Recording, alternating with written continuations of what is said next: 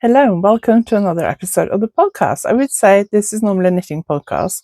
It's going to be a lot of crochet content today, but we are still a knitting podcast. But I've done a lot of crochet this week. I have done some knitting as well. I also have 2 new designs for magazines to share with you. 2 magazines have been published this week with my designs. One of them is on the cover, which I'm very excited about. And then I'm going to show a new pattern, which I'm releasing self-publishing today. So lots happening today. So I hope you enjoyed today's video.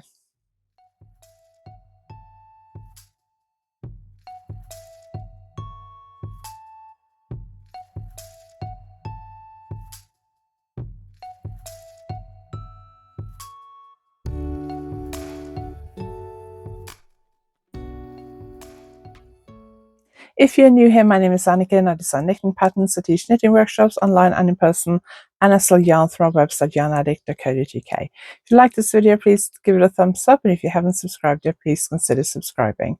So we got our 4,000 subscriber giveaway happening at the moment.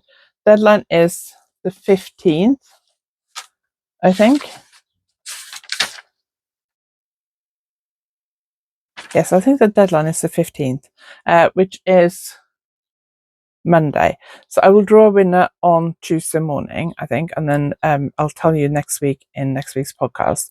So if you commented last week's podcast and the week before, just the podcast, not the Tuesday videos, the last week's podcast, the week before's podcast, or today, you can comment on one or all of those videos. If you comment on every one, you'll get 3 times the chance to win.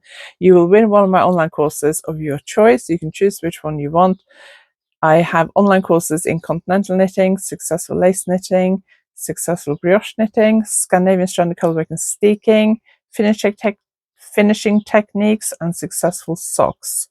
And you keep indefinite access to the course. You can watch it whenever you want to, and as many times as you want to, and I'm there to answer questions if you have any.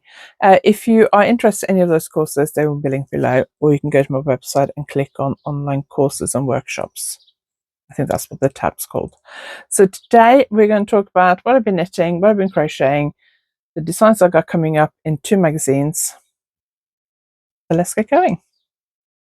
So first, before we start, I was asked a few weeks ago, it was actually while I was in Norway, I was asked by somebody, let's see if I can remember who it was, Maria Knits, she said about, Anniken, can you please turn off the automatic synchronization of your YouTube videos? I think she meant automatic dubbing, because going on to read what she says, that's what it says. Like, I didn't know automatic dubbing on YouTube was a thing, and I've been trying to work out how to switch it off. Every time I've uploaded a video since then, I've been looking through the settings as I upload the video. You have to go through like a load of settings, and I was like, I can't find it anywhere. And then a few days ago on Reddit, somebody was talking about it in I think it was the Craft Snark forum. They were having a bit of a snark about it, how awful automatic dubbing is. And several YouTube creators, including somebody who said they run like professional YouTube channels with, I think, 1 million viewers or more as their full-time job for somebody else. And they said the creators were not told this. I certainly have not. I mean, I get emails from YouTube, and I must admit I may not always read them that thoroughly, depends on how busy I am, but I didn't realize that this was a thing, and it hasn't rolled out in all countries yet, apparently. So I have now, I think I've turned off the automatic dubbing. So if you were having that problem before, can you tell me if it's still happening? I turned it off this morning. I don't know whether that goes for all the videos I've already uploaded or just new ones. I've never had this. So when I listen, most of my videos I listen to are in English, but I listen to one Spanish lady who lives in Benidorm, and she does a lot of vlogs in Spanish, and I listen to her or I watch her, and I usually put on auto-translate subtitles to auto-translate into English so I can understand what she was saying. But now my Spanish is improving. I can actually understand a lot of what she's saying, so I don't need to read the subtitles the whole time, but I still have the subtitles on this so I can check if there's anything I miss. But I've never had it automatic dubbing come on. But you can also switch this off in your own YouTube settings, apparently. I don't know how you do that, but I have tried to switch it off. So if you've had that problem, let me know if it's worked. What I've done is worked. because really when it comes to YouTube, I have no idea what I'm doing. So that was that. I just want to mention that quickly because that's been a comment I had a few weeks ago. Okay, so let's talk about Tuesday video this week, because I always forget to mention it till the end of the video. The Tuesday video this week was, should easy patterns be free? So that goes for knitting, crochet, sewing as well, I guess. Any patterns, should easy patterns be free? Frequently see discussions online saying, oh, this pattern is so easy, why are they charging for it? Or I can't believe they're charging whatever for this easy pattern. So I thought I'd have a chat about it. Can you guess what my view is? Anyway, that was Tuesday's video. I will link it below and at the end of this video. So do go and have a look if you're interested. Next Tuesday's video is going to be related to one of the magazines I've been publishing. So let's talk about my magazine publications first. So the new issue of Knitting Magazine, issue 261, is in the shops today. The day I'm filming this, so the day before this video goes live. This magazine is out. I nearly filmed it on Monday and released it on Tuesday, and then I realized the magazine wasn't coming out till Thursday. So I'm releasing this video about this design next Tuesday. So my design does kind of make the cover. It's hidden under here. I think that's Emma Vining's design. But I like the fact that Knitting Magazine quite often will model shawls and scarves and accessories on with a knitted garment from that issue. So that top under there is mine.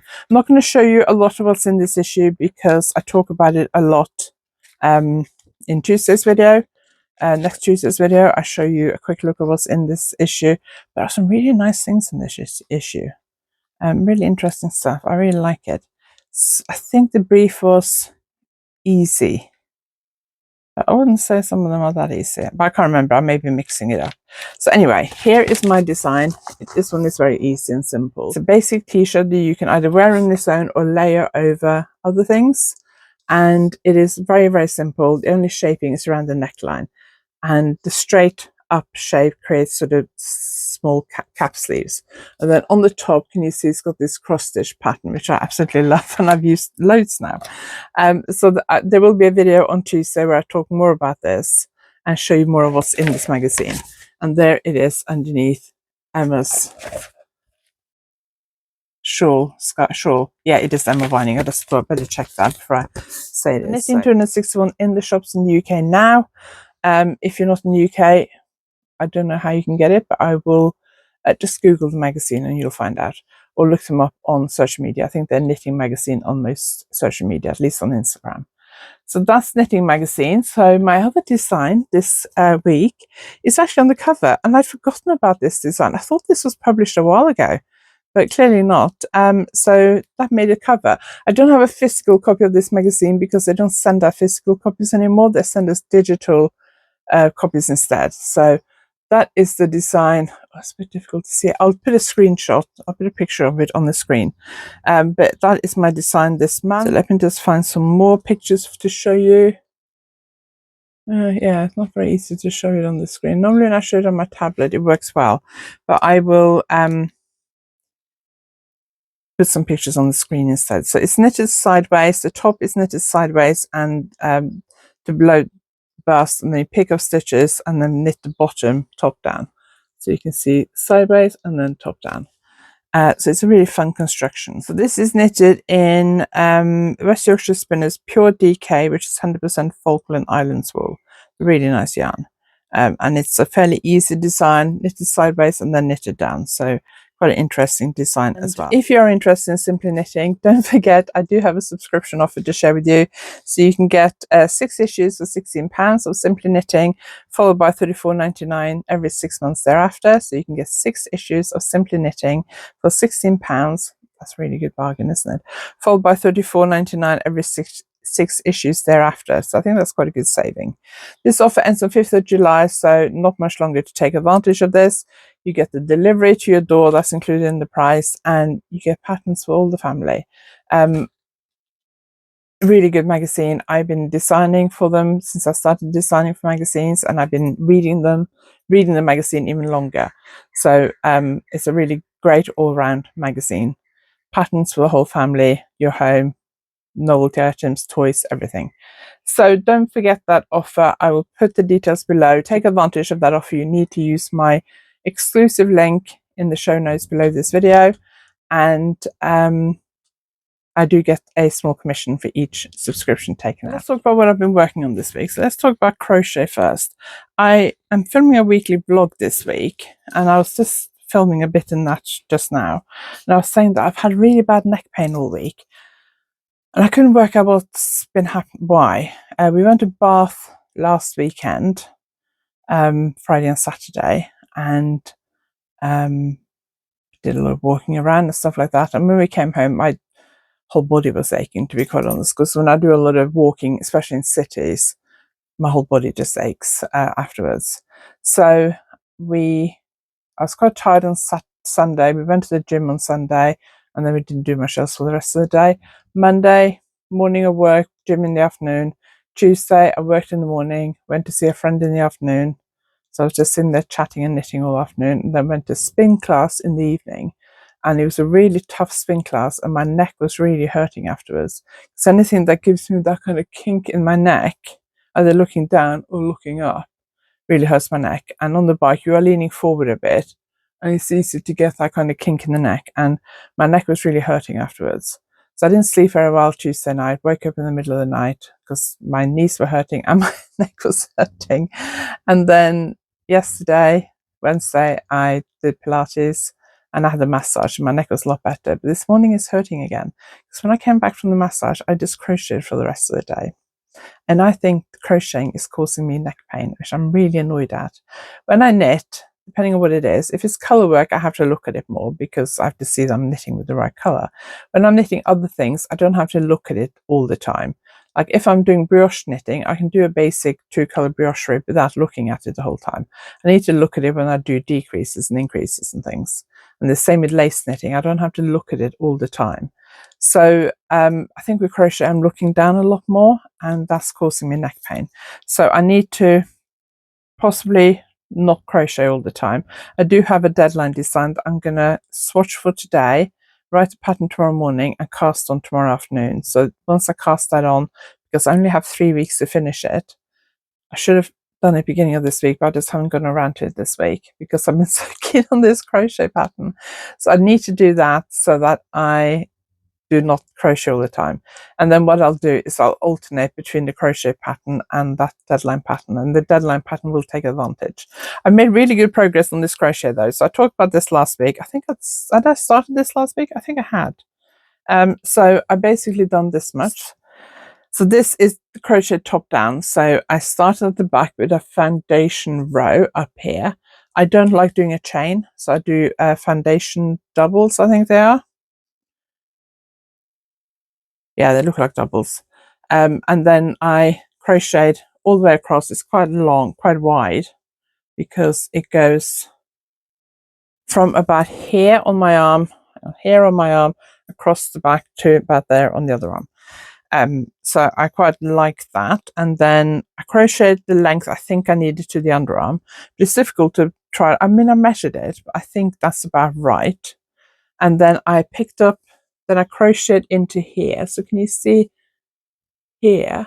This is the foundation row, and then you've got the pink chains here, and up here they go the other way. So this will fold over that, and this is the front. So I did 4 repeats on one side, and then I did the same on the other side. Then I tried it on because I want to see how far. I'm just going to make the neckline really, really simple. I'm just going to go straight down and then across. So once it's deep enough, I'm going to just crochet across. It's going to be like a square neckline, I think, unless I change my mind tonight. So I've done 4 repeats on one side, and 1, 2, 3, 4, 5 on the other side. I did 4 on both sides first, and then I decided I didn't think that was deep enough, so I've done 5 on the other side. So I need to try this on, decide if 5 is enough. So I'm going to try and do this without messing my mic up. So I think I actually need to, hang on, let's see, where is it? No, I need to do that. So I think this is deep enough in terms of this. It's not sitting right on my shoulder now. So join at the front, it'll be easier to work out exactly how it sits on my shoulder. So that's, which one have I done? That one's the one I've done the most on. That's where the shoulder is. So that's how far down it comes. So I might do another purple row on this side, and then try and do a foundation row across to join it and see if that's enough. I think that might be deep enough. I feel like the neckline is a little bit wider than I wanted it, but I do have to crochet on an edging around the neckline. So I'm thinking about, I don't know whether this stitch pattern is called like a fan pattern or a shell pattern. Can you see? I want to do that around the neckline and around the armhole. Do I really know what I'm doing now? So I have done quite a few crochet designs in the past. Well, not a lot, but I've done a few. I have been published in many years ago. I've been published in Simply Crochet, Inside Crochet. Both those magazines still going? I hope they are. I've been published in both Simply Crochet and Inside Crochet when they first started, I think. And I've been published in Interweave Crochet, which is part of the Interweave magazines, which I don't know if they're still around, but they're very popular. Interweave Knitting was one of the main knitting magazines from the US when I first got back into knitting. And I've been published twice, I think it is, in Interweave Crochet. So I do know what I'm doing, but I haven't done crochet designs for so long that I can't remember a lot.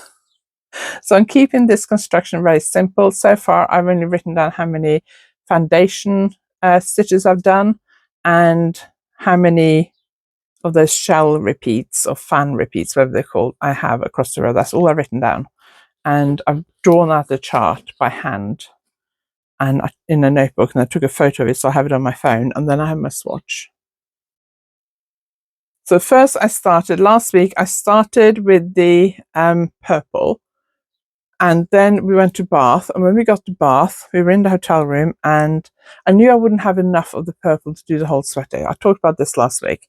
So I thought I was either going to have to buy 4 more or mixing some of this pink.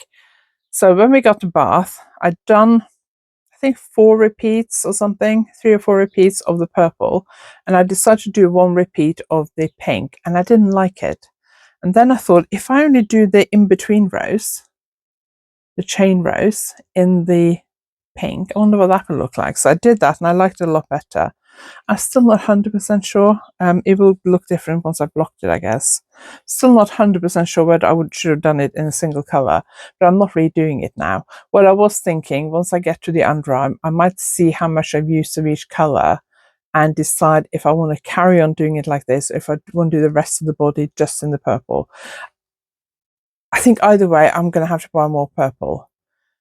So the yarn I bought wholesale, and I can get it wholesale, but I know my supplier normally orders Yacht yarn from Denmark, because it's a Danish yarn company, and I only want to order 1 pack, and I feel like that's a bit of a waste. So I thought, instead of ordering 1 pack wholesale of the purple yarn, I just use what I've got in my shop, and then if I need a couple more balls, I'll just order them from a retailer. So I found a retailer that did have it in stock last week. So I'm going to try before the weekend to get to the underarm and then decide how much yarn I've used so far and see if I can work out how much I'm going to need for the rest of it, and then order some more of the purple yarn. But I may, from the underarm, just do the purple. Tell me what you would do. Would you carry on with the pink and purple, or would you just do the purple? Anyway, so far I like it. It's I'm hoping it'll be what I want it to be, which is, I want it to be like a light, flowy, drapey sweater that I can just throw over a t-shirt in the summer on days when it's a little bit chilly, or in the evening. I like to finish it before I go to Norway and take it with me to Norway as my kind of travel sweater. When I went to Norway in May last year, I had the sweater I knitted in the same yarn, and I took that with me because I just finished it, and I wore it for like 15 minutes or 10 minutes when I was waiting at the train station in the centre of Oslo when I arrived in Norway, and I didn't wear it again because it was so hot. I don't think it's that hot in Norway at the moment. I think it's probably similar to here, and it's not been brilliant down here. Although it was sunny yesterday, it was warmer. It's not been particularly hot so far. So we'll see what it's like in July. been in Norway in July. Before, obviously, I grew up in Norway, so I've been in Norway in July loads of times. But since I've lived over here, I've only been home in Norway a few times in July and August. And we've had really hot weather, and we've had really, really cold and miserable weather. So who knows what the weather's going to be like. But I'd like to finish this before I go to Norway. But I do have to slow down and not crochet all the time, even though that's what I want to do, because it is hurting my neck. And I have also been thinking about doing either the same design in a different yarn afterwards, or doing a slightly different stitch pattern in the same shape if I like it in a different yarn. But I need to see how my next situation works out, because I may find that I can't crochet as much. I used to have a lot of neck pain. Car accident when I was 14 and again when I was 30. And I used to have a lot of neck pain. I've tried all the treatments of the years, and I've also had surgery. So I know every time I talk about my neck, I get, have you tried this treatment? I'm not being rude or disrespectful, but I literally have tried everything, because I've been suffering from neck pain since I was 14 years old, and I'm now 56 in a couple of months. So I've literally tried everything. So the only thing that keeps it under control is massage. My neck pain has got a lot better, and my back pain generally has got a lot better since my kids left home. The thing that made the biggest difference to my neck and back pain was my kids growing up and leaving home. It makes me feel really awful saying that, but that's the truth. And I think it's because it was just a lot less busy, less housework, less stuff to do. I didn't have to run them around. I could just think about myself. And it's been a lot easier, to be quite honest. I haven't said that to the kids, but because I feel a bit bad saying that, but that's the truth. So I need to sort out this pain, because I do not want to go back to where I got neck pain and headaches every single day. I mean, I do take painkillers all the time, so I do get some neck pain every day. But I used to get really severe neck pain, and when I did that, my neck used to sound really crunchy, and I used to get headaches every day, and I used to have like a headache all the time, basically. And I don't want to go back to that. So I need to work out whether it's the crochet doing it or something else and sort it. But I don't want to give up crochet, so I might try and knit more and crochet less. Okay. Next thing I've been knitting on this week is my socks. So when we last week, I can't remember where I got to last week. I think it was probably somewhere here. When we drove to Bath, I was knitting on these socks because I want to try and finish them. We went to Bath to go to a play called Ostentatious. It's a Jane Austen inspired improv. It was 6 actors, 3 men, 3 women. The actor that we thought would be in it, the whole reason we booked a ticket, is a comedian that we have seen on TV programs she's done before. And we also listened to her podcast that she does with her husband. And she's called Rachel Paris. And she's in this improv group called Ostentatious. And that was the whole reason we booked it. She wasn't there, which was disappointing, but the play was brilliant. So they basically ask you to suggest titles for an unpublished Jane Austen book, and then they act it out, but they bring in like modern elements to it as well. So it was really funny. So I'm assuming each play is different. They are coming to Torquay at some point. So we were thinking, should we go and see them again? But I haven't looked at when that is. But it was really good fun, really enjoyed it. Our daughter was a bit annoyed that we hadn't told her when we booked it, because she would have liked to have come. But so we drove up on Friday, and we stopped on the way and went to Durham Park, which is near Bath. We've been there once before, many years ago. It's a National Trust property, really lovely. I have a video to show you in a minute. And we had a walk around there. That was really nice. Then we went into Bath, checked into a hotel, relaxed for a bit. Our hotel, we stayed in a travel lodge. I think it's called Waterside. It's down by the station and the river. And it's not particularly nice hotel, but the view is lovely. So last year and this year, because we stayed there in May last year for a couple of nights, we had view over this lake outside the hotel. And last year when we were there, we were on the floor below where we were this time.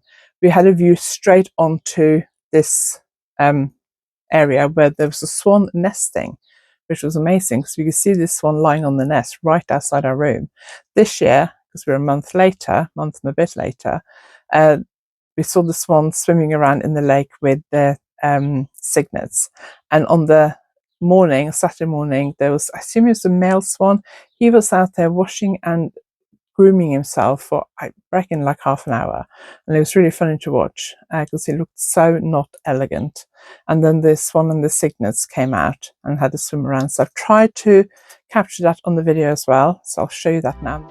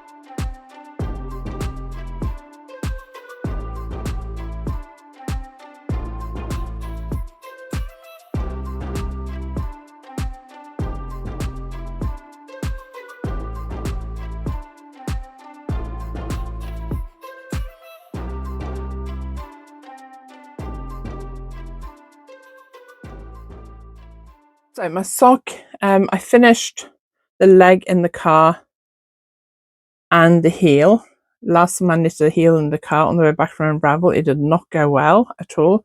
This time it went a lot better. I can't see any horrible mistakes.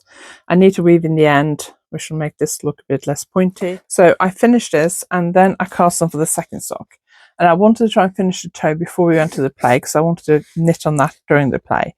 When we got there, it was packed. It was, every seat was sold, I think. And the seats weren't tiny, like some of the theatres I've been to in London, but they weren't that wide either.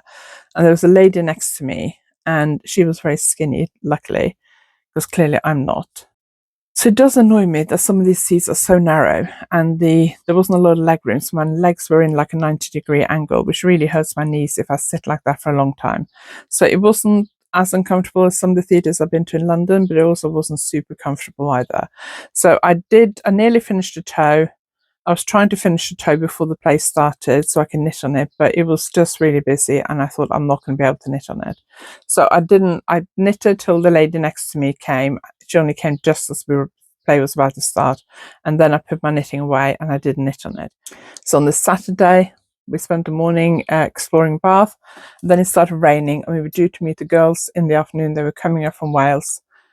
But it was raining really heavily by then and I trying to find somewhere to eat in Bath, walking around the rain and trying to find somewhere that wasn't busy. There are also dogs sitting a dog at the moment they were bringing with them. And I thought, I just don't want to walk around Bath in the rain, trying to find somewhere we can get in where there's table free and we can bring a dog in. So we found a pub near the motorway that we were going to meet at that said it was very dog friendly. So they got there before us and we were there for a few hours because when we got there, they just stopped serving food for their like break between lunch and dinner. So we stayed till they started serving food and had a meal there. And I crocheted while we were there. So I didn't work on my sock while we were there. I worked on my crochet project while we were sitting there chatting. And then on Tuesday, I went to see a friend and I thought about bringing my crochet, but I do have to, all this treble shell fan shapes I'm doing, I do have to count to 7. And I thought, I don't know if I can do that and chat. So I didn't bring it and I took my sock instead. So I finished, no, I think I had like a couple of rounds left on this toe. So I worked from just below that marker, a couple of rounds below that marker to there. when I was seeing my friend on Tuesday afternoon. I was there for 2.5 hours, so that's not a lot of knitting in 2.5 hours. But we were chatting as well, so I was knitting a lot slower than normal. So this will just be my out and about project. We are going to go to the cinema this weekend. I think I said last week we wanted to see Mission Impossible. We are going to go and see it this weekend. I booked the tickets. So what I need to decide is, do I take this or do I start a new sock? So on the foot, I am working a garter rib here and stocking stitch here. So every other round here is knit and every other round is knit 2 purl 2 rib. And I need to count my number of rows, because when I get up to here, I need to knit in a waist yarn on the back and then do the rib all the way around. Now, I do have a row counter on my watch that I use at the cinema, so I can keep track of my rows. I can check whether I need to do the rib on the even numbered rounds or the odd numbered rounds. So I should be okay, and I should be okay to knit in the waist yarn at the cinema. Mission Impossible is 3 hours long. It's a very long film. So I don't know whether to take that sock or whether to cast on a new sock. I talked about this last week, that I was going to possibly cast on for these socks. I took the yarn with me to Bath, but I didn't cast on. So I may wind this today or tomorrow, and because I don't like knitting for this shaped ball, because it's quite big and it's awkward to knit from, especially in a small project bag. So I normally wind this into a hand wound ball like that. So I may wind this tonight or tomorrow and cast on top down for a pair of socks, and I might just do stocking stitch, so that or do rib at the top and then stocking stitch, so that if I knit more than the length from the top of the sock to the heel, I can do an afterthought heel afterwards. I can just cut the snipper stitch and do the afterthought heel afterwards. So I might do that. I might even do that and then take both projects with me. So if I drop a stitch and I can't fix it or make some little mistake on one sock, I can just pick up the other one and knit on that. Maybe that's the best idea. I don't know. So I'm a bit reluctant to cast on another sock before I finish the first one, but I may do, because I need something to work on for 3 hours during this film on Saturday. I'm really looking forward to seeing it. We've seen all the Mission Impossible films, and we saw the most recent one, the last one, recently on Netflix. So I think that is it today. So my plans for this week is to work on my crochet project, but also start this knitting project I can't tell you about because it's for a magazine, so it's top secret. I always feel it's a bit silly to say that, but everything for magazines is basically confidential till the magazine's published, so I can't tell you. Now, one more thing before we finish. I'm releasing this pattern today. This is the Love Hearts cushion, and I'm teaching it at a workshop next week, that one, and my Diamonds Are Forever cushion, which I thought I'd released years ago in a larger version, because I've sold their shows, but I haven't actually ever released this pattern on Ravelry and Payhip. So I'll probably release that in a few weeks' time. But today I'm going to release the Love Hearts cushion. You start on here, cast on. It's a normal cast on. It's not a close cast on, because I found it a bit awkward to do the close cast on that many stitches. You knit in the round, knit the button band, then you go back and you sew up this edge here. And I have a tutorial for that linked in the pattern. I use the Yachtagarn Merino cotton, 100 grams of each colour. I will link that below as well. You can get the Yachtagarn Merino cotton from my online shop at YarnAddict.co.uk. You can get the pattern from Ravelry and Payhip.